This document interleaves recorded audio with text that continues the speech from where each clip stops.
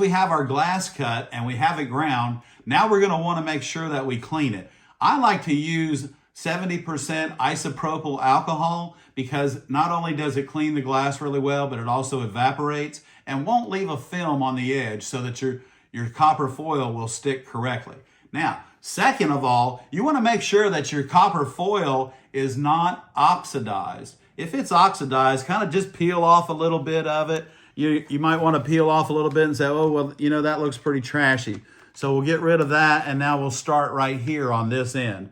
I like to use blackback copper foil, and whether it's made by Edco or Venture, either one, doesn't matter. And now we want to make sure that the copper foil, it's not oxidized, it looks really nice, and by keeping it in this caddy, you'll find that it doesn't oxidize as fast. And then what you want to do, we're using blackback 7/32 copper foil here, and we're gonna copper foil this piece right here in this kite.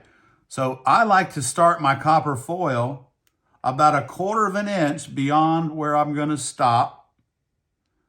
And then I like to look at it this way. I like to look straight down on it where I can use my fingers. And I try not to touch these edges. You don't really want to touch these edges because the oil from your hand will get on the edges. And what happens when you do that is that, again, the foil won't stick because it doesn't stick to oil. So I like to drag my fingers up and I like to turn the glass all at the same time. And when I do my overlap here, I just take a small pair of scissors and we're going to clip it, let it extends out beyond that corner just a little tiny bit, and then we'll flip that over and we'll make sure that we put that down. Now I just take the edges of my fingers and help get this bent over first around the edge of the glass before I do any kind of burnishing or anything. And you want to make sure now that you're getting ready to burnish your glass, that when you're burnishing it, you pull it towards you.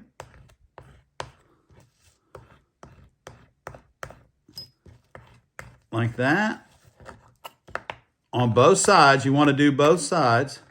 And I always make sure that I take the edge of my fid here and I burnish it on the edge. What this does is it heats the glue up on your copper foil, also flattens it out nice, doesn't give you any little wrinkles or anything. But then take and make sure, okay, that you pull it to you. And I always keep an X-Acto knife on my bench when I'm copper foiling, simply for this little reason right here. That little reason, I'm gonna point on it, and we're just gonna take that, and we're getting rid of it, okay? Because we don't need that in there. Anywhere copper foil goes, the solder is gonna stick to it, and you want this to look really nice.